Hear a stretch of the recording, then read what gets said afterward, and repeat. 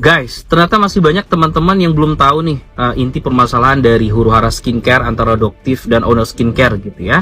Nah, mungkin ini buat teman-teman yang belum tahu, saya coba jelaskan dari logika sederhana guys. Jadi dari point of view customer.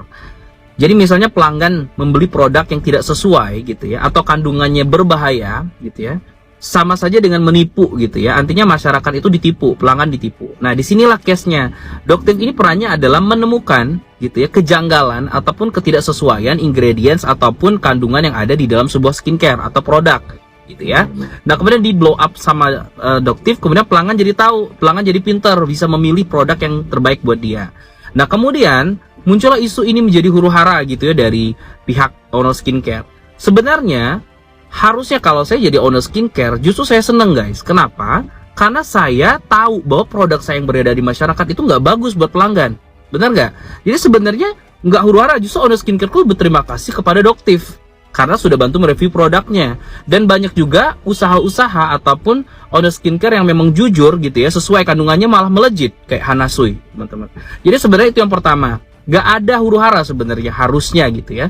Kemudian BPOM juga merasa terbantu harusnya dengan adanya Doctive, bahwa Doctive ini adalah independen lah ya, personal gitu ya, yang ngebantu pekerjaan BPOM juga. Jadi nggak ada huru-hara nih guys sebenarnya. Banyak pihak yang diuntungkan oleh Doctive sebenarnya, asal pihak tersebut memang jujur ya.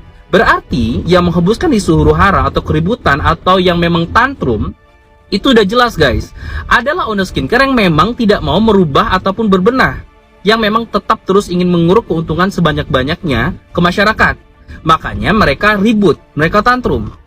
Jadi sebenarnya dari berbagai pihak itu diuntungkan, termasuk dari Owner Skincare, dari BPOM, dari pelanggan gitu ya. Itu semuanya akan bisa mendapatkan tujuan yang sama lah gitu ya. Karena pelanggan itu pengen dapat produk terbaik karena udah bayar kan guys. Itu nggak murah bayar skincare gitu ya. Kemudian Owner Skincare pengen dapat trust dari pelanggan ya melalui Doctive tadi. Kemudian BPOM juga bisa, karena BPOM kan itu ibaratnya badan yang juga resource-nya terbatas ya. Ketika banyak seperti Doctive yang beredar di masyarakat yang memang menggunakan uji lab yang terakreditasi ataupun uji lab yang memang terpercaya guys, itu menurut aku justru untuk kemajuan bisnis skincare di Indonesia.